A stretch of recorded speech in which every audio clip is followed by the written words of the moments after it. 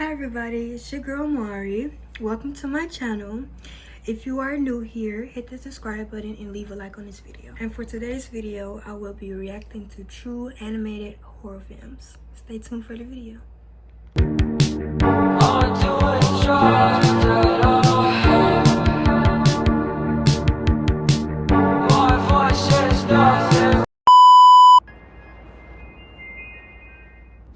I still remember scrolling through that subreddit one rainy afternoon in Portland.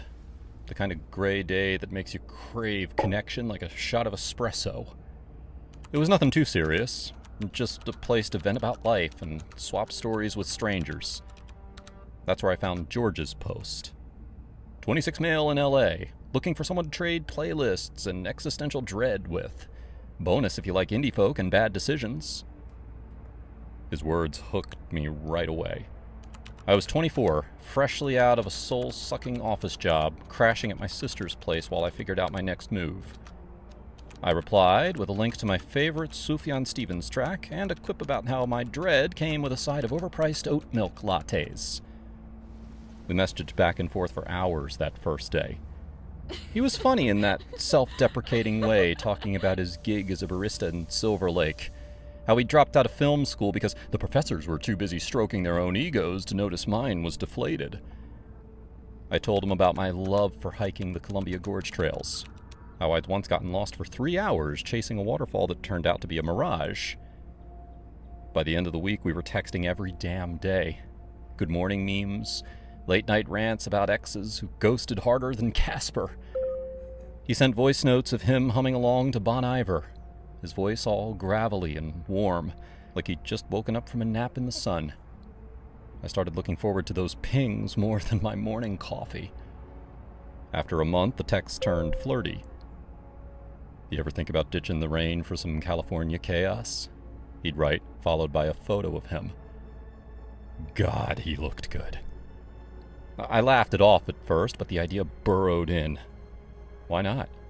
Portland was starting to feel like a soggy trap. Chaos sounds perfect, I texted back, but only if you promise not to make me regret the train ride. He replied instantly, deal. I'll show you the real LA, the kind that doesn't end up on postcards. So, I booked the ticket. Amtrak from Portland to LA. 30 hours of staring out at blurring landscapes. My stomach had gnawed of excitement and nerves. I packed light. Jeans, a couple of band tees, that black dress I'd bought on impulse from Urban Outfitters. Told my sister I was meeting a friend.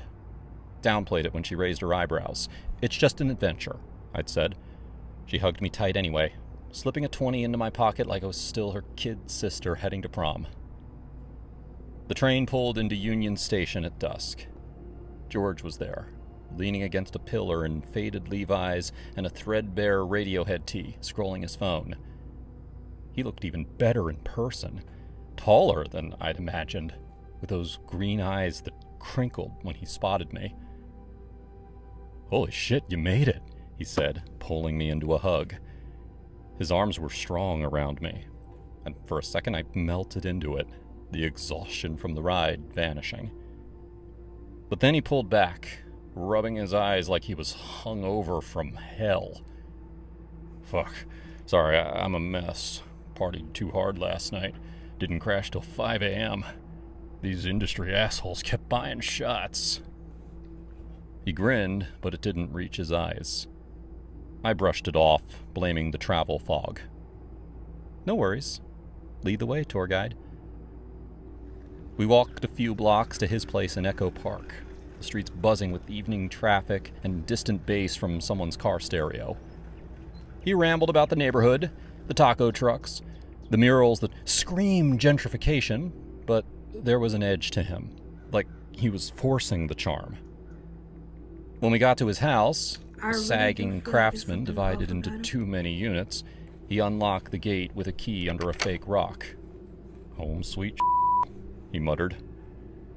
His room was 8 by 6.5 feet, tops.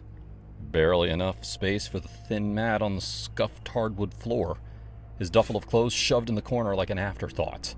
A single bulb dangled from the ceiling. On the suitcase serving as a nightstand sat a tiny wooden box, crammed with faded ticket stubs and Polaroids.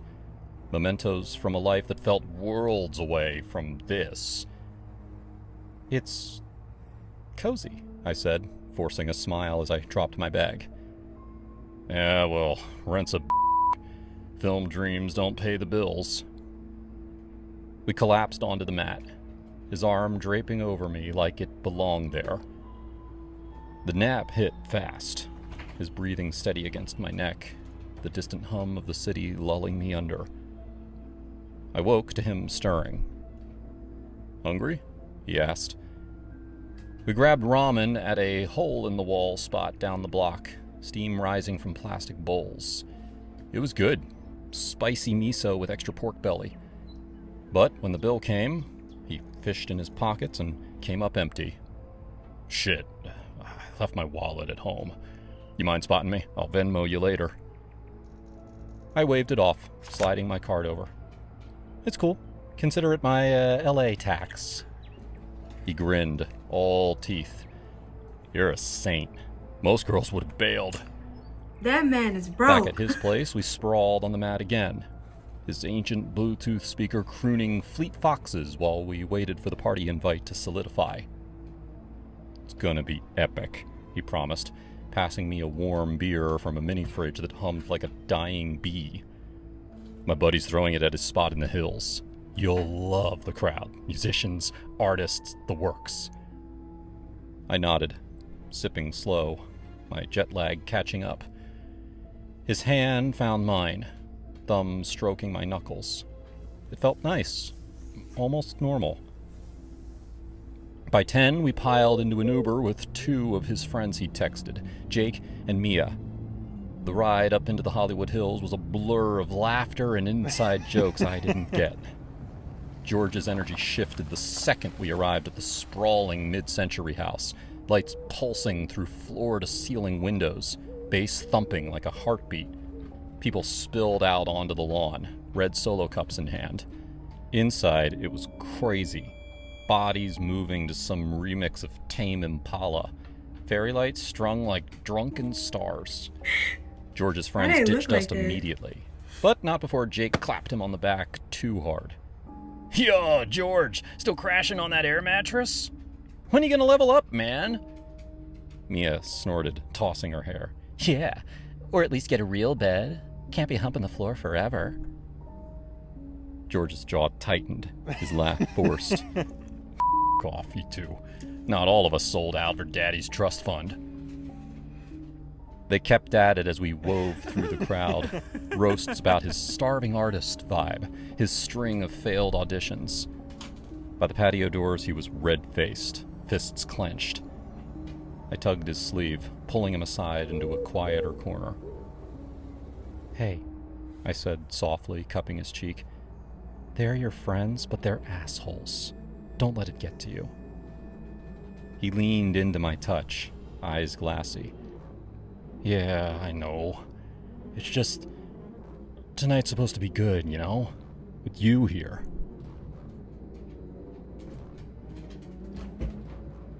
"Thanks for coming all this way. Means something."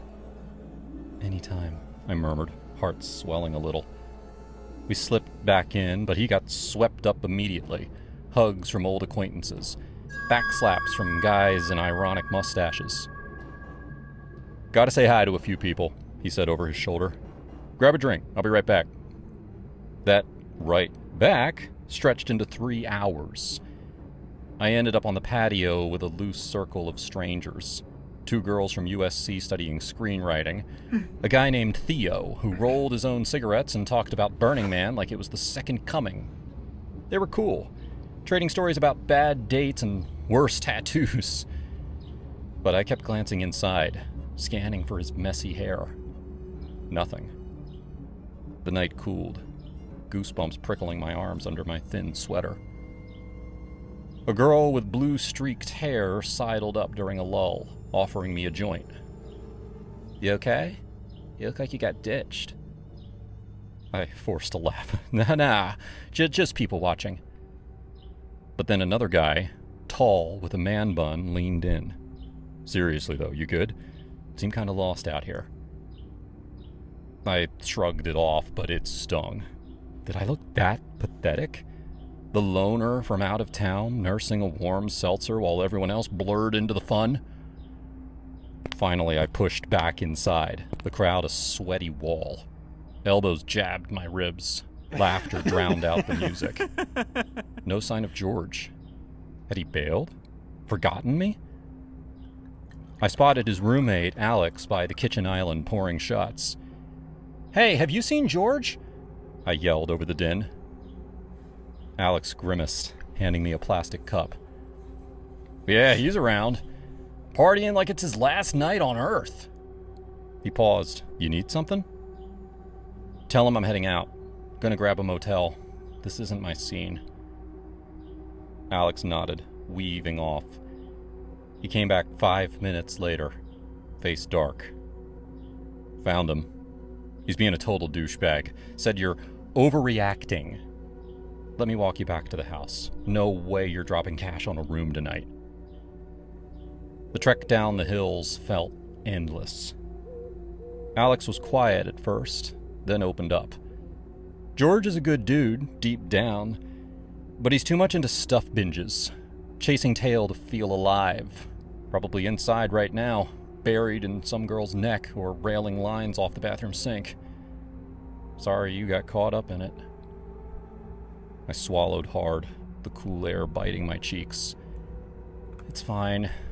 I just Something thought about it was this more. does not feel right. Alex squeezed my shoulder. "You're better than this circus. Trust me." Back at the house, the gate creaked like a bad omen. "Thanks for the escort," I said, hugging him quick. "Seriously, you're a lifesaver." "Anytime. Lock the door behind you." He vanished into the night, leaving me alone. I curled up on George's mat. Sleep came fitful. Dreams tangled with party lights and his laugh. Then, sometime past 3 a.m., the door clicked. Footsteps, heavy and uneven.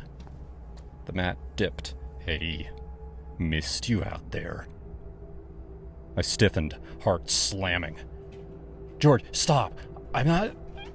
I don't want this." He froze, and then pulled back just enough to loom over me in the dark. "What? Are you serious? You come all the way down here, crash in my bed, and now you're playing nun? What was the point of any of this? You're such a goddamn waste of time." My chest burned, tears pricking hot. "Get off me!" I hissed, shoving him away. He rolled off with a groan, muttering curses into the pillow.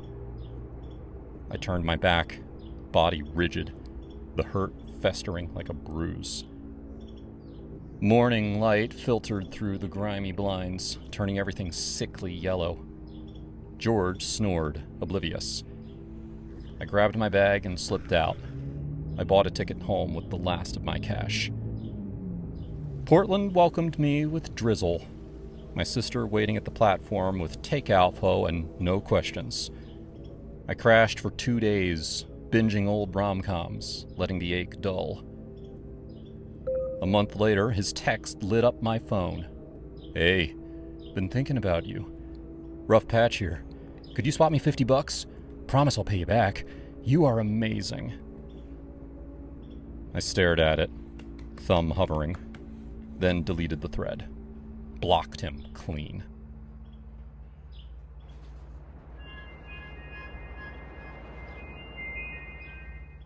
I remember the exact moment I logged into The Sims that summer after college. It was June 2012, and I just graduated with a culinary degree from a state school in Texas, feeling like the world was this big shiny oyster waiting for me to shuck it. But reality hit quick. Student loans piling up, no job prospects beyond flipping burgers at some chain. So, I escaped into the game, building virtual lives that were way better than my own. That's where I met Henry. Or at least, that's what he called himself online. Henry's avatar was this ripped dude with a mansion, exotic cars, and a pool that could have hosted the Olympics. We started chatting in a custom server, trading tips on how to max out skills and cheat the system. Dude, you gotta sell those rare artifacts on the black market forums. He messaged me one night. I made enough to build my real-life rig, a beast with dual GPUs and water cooling. I was hooked. He sent pics of his setup, this glowing tower that looked like it belonged in a sci-fi movie. Then came the stories, how he turned in-game hustles into real-life cash, enough to fund rock climbing trips with his girlfriend. He shared photos, and holy moly, she was hot. She's a badass, and I'm head chef at this upscale spot downtown. You said you're a chef too? We could use a guy like you, he typed. I laughed it off at first, but the more we talked, the more I idolized him. He was everything I wasn't: confident, adventurous, living large. We'd voice chat for hours, him bragging about whipping up gourmet fusion dishes while I slaved over ramen in my crappy apartment. Man, after you graduate, come up here to Seattle, he said one evening, his voice crackling through my headset. I can hook you up with a manager gig at my restaurant. Starting pay is solid, like $50K plus tips. Just say the word. Graduation came and went, and I was still jobless, crashing on my buddy's couch. Henry's offer echoed in my head. You serious? Dead serious, bro. Pack your shit and drive up. I'll sort out the details, he replied. That was it. No resume, no interview. Just blind faith in this online bromance. I pawned my old laptop, my TV, even my chef's knives for quick cash. I loaded up my car with what was left: clothes, a sleeping bag, and dreams of starting fresh. The drive took 7 brutal days, endless highways through deserts and mountains, blasting podcasts to stay awake. I texted Henry updates. Just crossing to Colorado, halfway there. He'd reply with thumbs up emojis and promises of epic nights out. An hour from Seattle, my phone rang. Hey man, bad news. The manager spot fell through. Owner hired his nephew or some shit. You shouldn't come. My heart dropped. What? I'm almost there, dude. Like literally an hour out. Silence. Then. Alright, fuck it. Come anyway. Crash with us till you sort something. I pulled up to this rundown complex in a sketchy part of town. Peeling paint, trash bags piled by the dumpsters. Section 8 housing, I later learned. Henry greeted me at the door, looking nothing like his photos. Skinny, unkempt beard, eyes bloodshot. Bro, you made it! He pulled me into a bro hug. Inside, a 1-bedroom crammed with 4 other people. 2 guys on the couch playing Xbox. A girl in the kitchen doing, I can't even describe it here. 3 cats prowled around, shedding fur everywhere. I'm allergic as hell. My eyes started watering immediately. Then Mia emerged from the bedroom, gorgeous. Hi, I'm Mia. Henry's told me all about you, she said softly, shaking my hand. We shot the shit that first night, but it turned fast. Pills appeared. Want in? Henry asked, popping a couple. Nah, I'm good, man, I muttered, nursing a beer. The party raged till dawn, music blasting, people laughing hysterically at nothing. I crashed on the floor, sneezing from the cats, wondering what the hell I'd done. Day 2, I hit the pavement. Gotta find work, I told Henry as I headed out. Good luck, man. I landed a dishwasher gig at a greasy diner, minimum wage, graveyard shifts. It sucked, but it was survival. Back at the apartment, tension simmered. Henry and Mia argued constantly, voices rising through thin walls. You're such a bitch! He'd snap, she'd cry, then they'd make up like nothing happened. By day 3, Henry cornered me in the kitchen. You made a big mistake. Hey, we're all moving out soon, to a better place. 2 bedrooms, no more crowding. You in? Where? I asked, skeptical. Subsidized spot downtown. Mia's got connections through her job. Mia worked retail from what I gathered, but I didn't press. We scraped together deposits over the next weeks. Me from my shit job, them from God knows where. Week 3, we moved into this slightly less shitty apartment. Fresh paint, actual space. First night, we celebrated with pizza and beer. To new beginnings, Henry toasted, clinking bottles. But midnight hit, and it exploded. I heard shouting from their room. You filthy woman! Henry yelled, then thuds, fists on flesh. Mia screamed. I burst in, Henry had her pinned, face red, swinging. The cat scattered. Stop! What the hell, man? He turned, wild-eyed. Mind your business! Mia sobbed, bruises blooming on her arms. Please just go, she whispered to me. I backed out, heart pounding. That night haunted me, her cries echoing in my dreams. It happened again a week later, louder, more vicious, glass shattered. You're worthless! You worthless! You're worthless! Domestic Why are you violence in choking her like progress. that? Oh He's my beating her God. bad. I told the dispatcher. Cops arrived quick. 2 officers, badges gleaming. What's going on? One asked. Henry and Mia suddenly united. Nothing, officer. Just a lover's quarrel. He's overreacting, our friend here. Mia forced a smile. They pointed at me. He's the problem, causing drama. The cops eyed me suspiciously. Sir, you need to leave, they said, escorting me out. There I was, 2 a.m., on the curb 1,700 miles from Texas. No keys, no wallet, left inside in the rush. Homeless, broke, allergic sneezes racking my body. Rain started, Seattle's infamous drizzle turning to a downpour. I huddled under an awning, phone dying, scrolling contacts. Who to call? Family? They'd say I told you so. A cab passed. I flagged it with my last 20. Nearest motel, I said. The driver grunted. Rough night, huh? You have no How are they idea. just gonna put him out with nowhere to go? That's crazy. Checked into a flea bag place, stained sheets, roaches skittering. I lay there, staring at the ceiling, replaying it all. How had I been so stupid, chasing some online fantasy, ignoring red flags? But worse was thinking about Mia, trapped with that monster. Should I have fought harder, called social services? Wait, Morning did he came. have a truck? I pawned my Like, phone what for happened bus to his fare, truck? hitched That's rides kinda south. Crazy. Took days, sleeping in stations, eating vending machine crap. Back in Texas, I crashed with my sister. What happened? She asked, hugging me tight. Long story, but I learned. Never trust Ooh, pixels look at over that people. bed.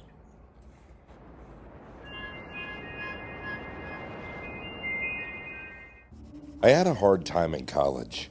I didn't get any scholarships, and I wasn't rich like a lot of my classmates. I had to work 2 jobs in addition to all my classes. Most of my professors were pretty great, though. They knew my situation and gave me extensions when I needed them. Plus, they weren't too upset if I dozed off in class after working all night. The only person I had an issue with was my history teacher, Professor Williams. Because it was a small college, there wasn't a lot of teachers to choose from. I had to take 4 of his classes, and each time he treated me like dirt. He graded my papers more harshly than anyone else's. He chose to call on me whenever he knew I didn't know the answer. Instead of calling me by my name, he just called me Hillbilly for 4 freaking years. When I confronted him between classes sophomore year, he straight up told me that he was harder on me because he wanted me to excel. He wanted to push me to my limits. I knew that was BS. The real reason was that he was an elitist.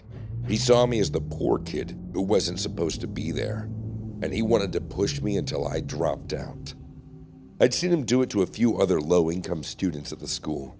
There was this one guy in my dorm, Terry something, great guy, full of enthusiasm. He wanted to become a doctor. First semester he was happy, acing all of his classes. Then he had Professor Williams, and he lost all motivation. He gave up on his dreams of becoming a doctor and dropped out at the end of the school year. Well, I didn't let that happen to me. I stuck it out and graduated with reasonably good grades. Never let Professor Williams strip me of my confidence. And now, 2 years after graduating, I owned my own company with a staff of 12. I was making way more than Professor Williams ever had. I decided to track him down. I went back to my university to receive an award for the Alumni Association. It was an amazing moment, and all my former professors were there to congratulate me. Professor Williams was the only one who didn't bother to show up. I figured he didn't want to admit that he was wrong about me. I know this sounds petty, but I needed to talk to him face to face, to show him my award, see his expression, and to finally get over all of the trauma. I got his address from another professor who was glad to help. She said he was at home drinking by himself. That's what he did most nights. So I got in my car, feeling pretty good about myself, and then drove to the address. He lived in a part of town that I didn't really know, so I followed my GPS. I got to a winding road with no lights. Everything was dark, and I had my high beams on because there was no other cars in sight. And that's when I saw a shape dart right in front of me. It happened so fast, I didn't have time to swerve. My car hit something. I slammed on the brakes, but it was too late. Whatever I hit thumped against my hood and flew off to the side of the road. I had to stop and catch my breath. I didn't see what it was, but I knew it was a person. I had just hit someone, and maybe just killed someone. I kept my headlights on and stepped out of the car. Hello? I saw a crumpled body lying at the edge of the asphalt. I knew it was a man in brown clothes. I knew his legs were twisted in unnatural angles. But I also knew that he was still alive. I could see his stomach rise and fall as he breathed. I should have called 911 right away, but I wasn't thinking straight. I crouched next to the man to get a better look. That's when I saw a large green disc clutched in his arms. It was a medium-sized turtle. The guy had wandered into the road to save a turtle. How could he not have seen my high beams coming straight at him? The turtle's little legs were wiggling around. He was totally fine from the accident. Then I looked closer at the man's face, and I went numb. It wasn't just a stranger I hit. Oh my God. And in that moment, I didn't feel any guilt for hurting or possibly even killing my professor. If it were anyone else, I would be hyperventilating right now. What I felt in the moment was panic. I would get arrested. People would think that I did this on purpose, that I had chosen to run him over. He looked up at me, barely conscious, and mumbling out a single word. Hillbilly? I pulled out my phone to call 911, thinking that if the professor died, he'd finally get what he wanted, to ruin my life. But before I dialed, I took a second to think. I wasn't going to get in trouble for this. I wasn't speeding. The tire marks proved that. Plus, he was in the middle of a dark road, as well as drunk. Even through the stench of blood, I could smell the liquor on him. Everyone could see that this was an accident. So you just want to hit him and leave him there? And then I had another thought, a darker thought. The longer I waited to call an ambulance, the less likely he would survive. I'm not a bad person, but my hatred for this man was strong enough to put me in a really dark place. Oh God. By then, the turtle had wriggled out of his arms and walked back across the road. I stood near his body, thinking about what to do. Should I let him die? I almost did. But in the end, I didn't have it in me. I'd survived 4 years of this man's torment, and I wasn't going to let him turn me into a murderer. I called 911. A little bit later, an ambulance came. The professor's injuries were severe, but it looked like they arrived in time. In a way, I was relieved, but another part of me wishes that I just waited a little bit longer. Then the paramedics came out of the ambulance. I didn't recognize him at first, but once I saw how he reacted to seeing the professor's body, I knew exactly who it was. Terry, the failed doctor whose life was ruined because of Professor Williams. I guess he stayed in town and became an EMT. As he loaded the professor onto the stretcher, we shared a long, meaningful look. I think he smirked a little. Good job. But neither of us said anything. I watched the ambulance drive away. It was going very, very slowly. almost intentionally slowly. I didn't have the nerve to let Professor Williams die, but I guess Terry may have. When they reached the hospital, it was already too late. So yeah, I never got to show the professor my award, so I brought it to his funeral.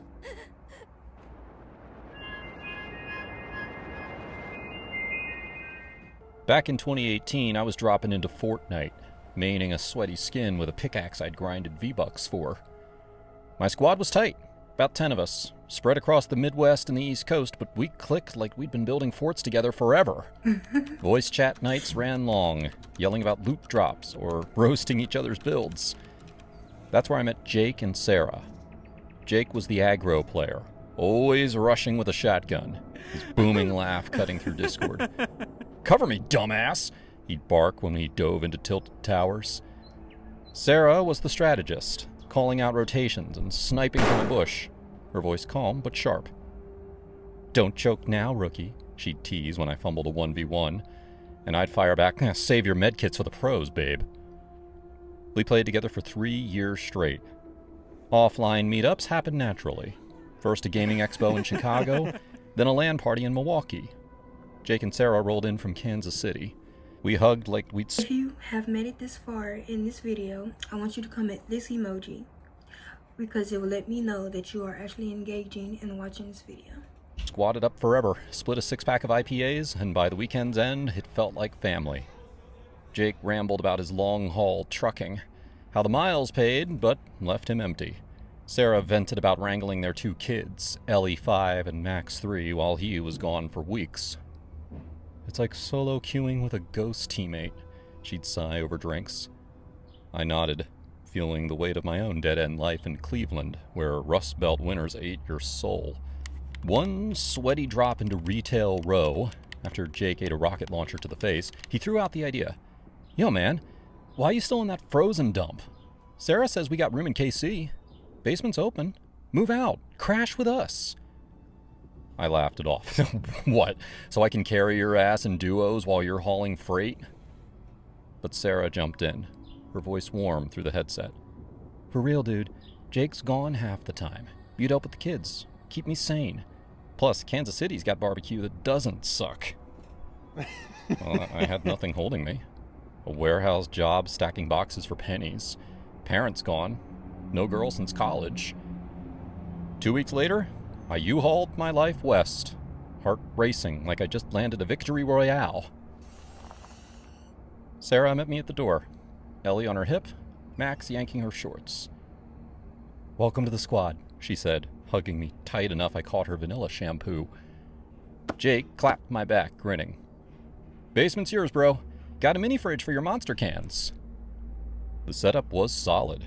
Futon, desk for my rig, a window barely cracking the dirt. That first night, we grilled burgers, kids chasing fireflies, and I felt anchored, like I'd found a new landing zone. But job hunting in KC was brutal. Endless applications to warehouses, call centers, anything quote-unquote logistics. Weeks blurred. Mornings on Indeed, afternoons wrangling Ellie and Max while Sarah ran to her part-time salon gig. "You're a lifesaver," she'd say, ruffling my hair as she bolted out. "Ellie's already calling you Uncle Sniper." I'd herd the kids into naps, their sticky hands on my shirt, demanding stories about the Battle Bus game. Jake's road trip stretched. 5 days to Denver, 10 to Dallas. When he rolled in, smelling of diesel and diner coffee, we'd crack PBRs and squat up till our eyes burned. "Miss this shit," he'd grunt, clinking bottles. But Sarah, she lingered. Mornings in the kitchen, pouring coffee too close.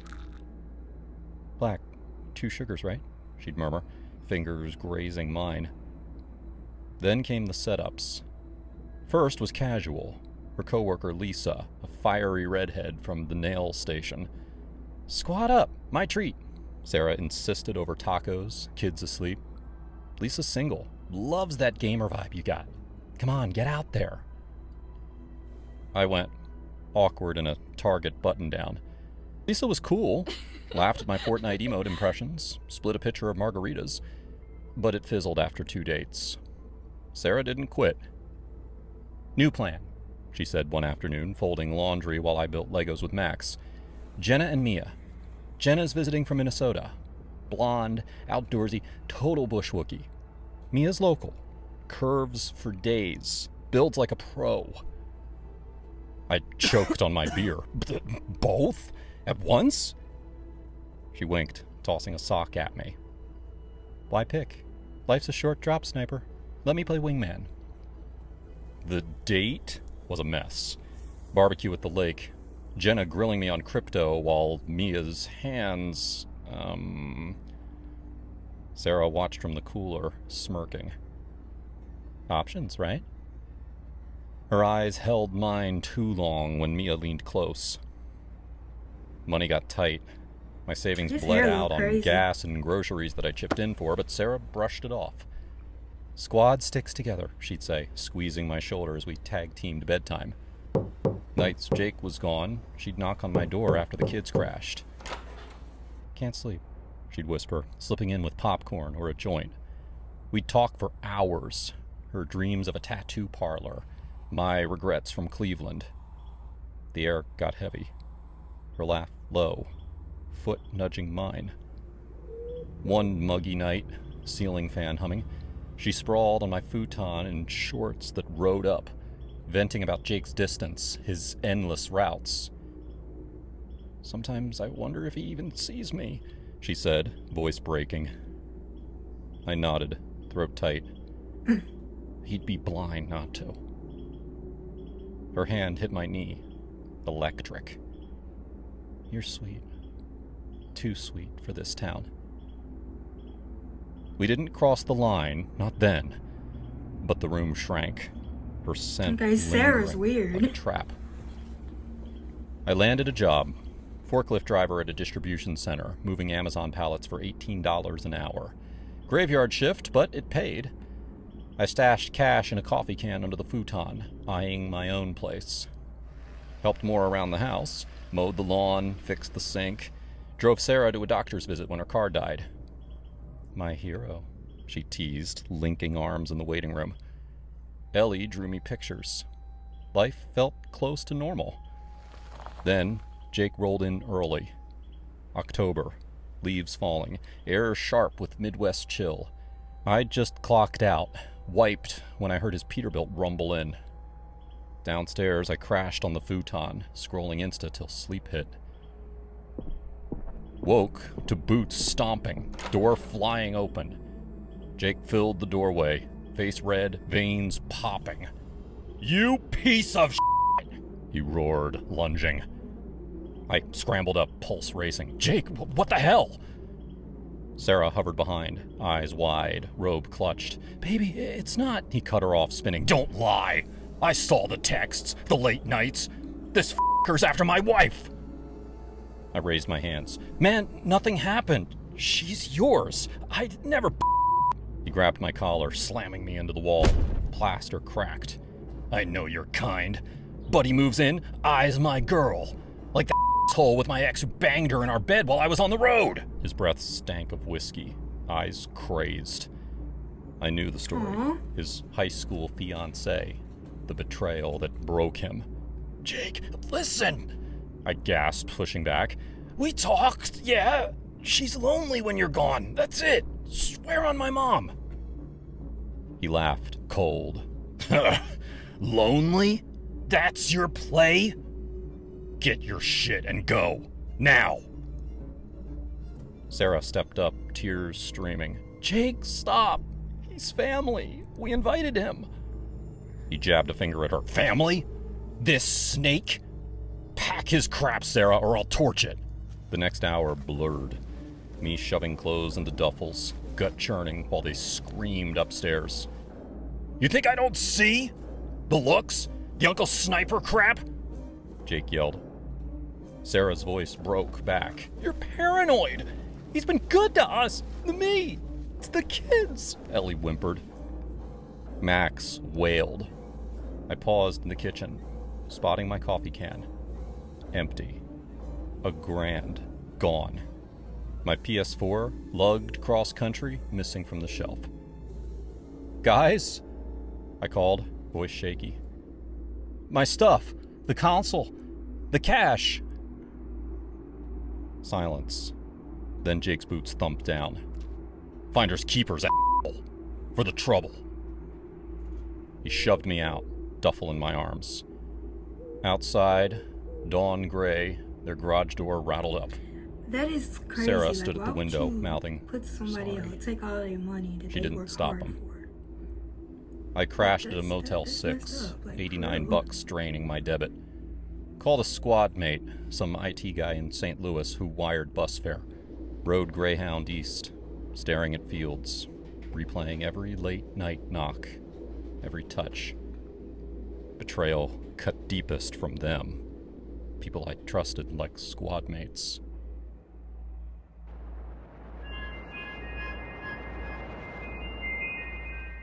The blossom tree had always been there for as long as I could remember. It sat on the very edge of the graveyard that my house overlooked, and every year at the end of March, it bloomed. There was one thing that made it stand out from the other cherry blossoms in town. Instead of pink or white, this one had petals the color of blood. The fact that it had been planted in a graveyard could be considered strange too.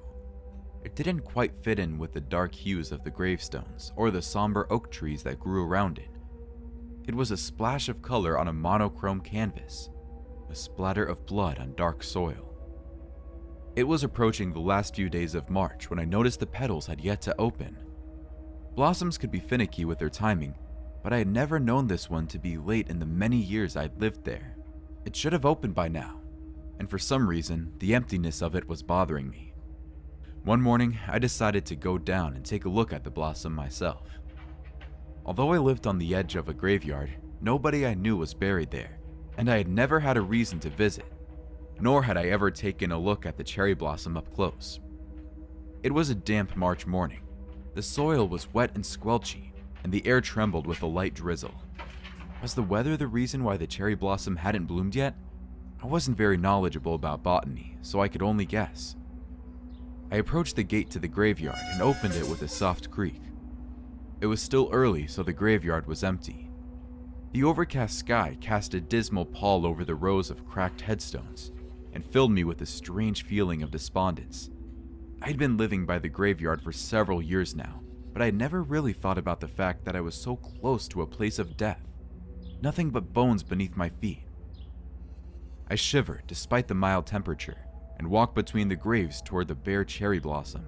Without its bright petals, there was something skeletal about it, like pale, reaching fingers stripped flesh. I shoved my hands into my pockets, still shivering.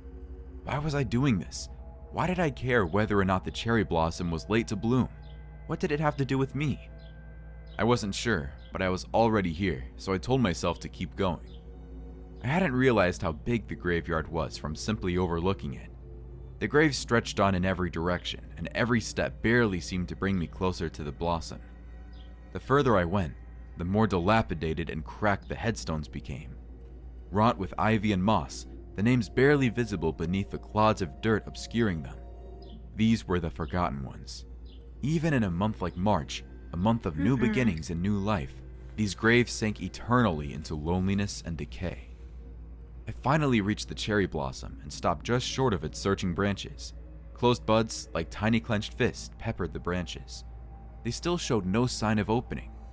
Part of the trees almost looked as decayed and withered as the ground around it. From a distance, it had always looked lively and healthy, but up close, the cracked bark and shriveled petals told a different story. I found myself reaching out towards the tree. I wanted to touch one of the tiny buds, perhaps under the naive inclination that it might bloom beneath my touch. I stepped forward, ducking beneath the wider branches, and stretched my hand out. The second my finger touched the bud, something sharp and unseen pierced my skin, pain twinging through my nerves. I withdrew a sharp hiss, blood welling to my fingertips. There was blood on the blossom too, little droplets of red staining the pale bark. What had cut me? I couldn't see anything sharp. No thorns, no jagged piece of wood. As I watched, the blood slipped between the cracks in the bud and disappeared, as if it had never been there at all. I frowned and stepped back. A strange chill worked its way through my body, and the sky seemed to grow heavier. Sensing an impending downpour, I decided to take my leave for now. As I left the graveyard, I realized I was no longer alone. An old woman with gray hair and shriveled skin was watching me between the graves. I offered her a faint smile, but she did not return it. Her lips were moving, but I couldn't quite hear what she was saying. I stepped closer. The March tree will bloom again. I blinked at her, trying to understand the meaning of her words. Pardon? I said. The March tree will bloom again, she murmured, her voice carrying on the breeze. Okay, I said, turning away. I took a step forward and gasped when something grabbed my arm. It was the woman. She had moved closer, though somehow I hadn't heard a trace of her footsteps. She had a strange glint in her eye, her lips cocked into a twisted smile. The March tree thanks you, she said, her voice a breathy whisper that made my skin crawl uncomfortably. That's great, I said, trying to slide my arm free of hers. She finally let go and walked away, muttering under her breath. I shook my head and left. Some people were really odd. That night, I dreamt of the cherry blossom in the graveyard. I dreamed of its dark blood-red petals as it stood against the grayness of the cemetery. I dreamed of the bones crushed beneath the ground, the body sown with its roots. When I woke the next morning and looked out of the window, the cherry blossom had finally bloomed. Its petals were a dusty pink to start off with, but I knew over time they would take on that reddish hue that made this particular tree so striking. If only I had known what it would cost. The next few days were strange. Every night, I would dream of the blossom tree on the edge of the graveyard, and every morning, I would wake to find the petals a deeper shade of red. That wasn't the only thing that was changing either. With every day that passed, I seemed to grow more haggard and tired. My body felt constantly drained, and I would feel lightheaded and nauseous after only a little bit of strenuous activity. When I glimpsed myself in the mirror, I noticed that my skin had taken on a strange chalky pallor, like I wasn't getting enough sunlight. My body was failing me, and I had no idea why. I felt so weak, so frail, like the smallest thing could break me. Deep shadows appeared beneath my eyes, sucking the color out of my skin. The tree is I killing became her. a ghost, pale and hollow and fragile. Then, on the last day of March, I could no longer get out of bed. My body had completely given up on me. I was like those old gravestones, crippled and weakened and forgotten. I knew somehow that I would not be part of the living for much longer. Just before I slipped into darkness for the last time, a voice echoed in my mind, a strange breathy whisper. The March tree thanks you for your sacrifice. And the video is by Broccoli Animations on YouTube. I think you guys should go and subscribe to their channel. That is all for this video. If you made it this far, like this video, hit the subscribe button, leave a comment, and thank you for your support. Bye, and I'll see you guys on the next video.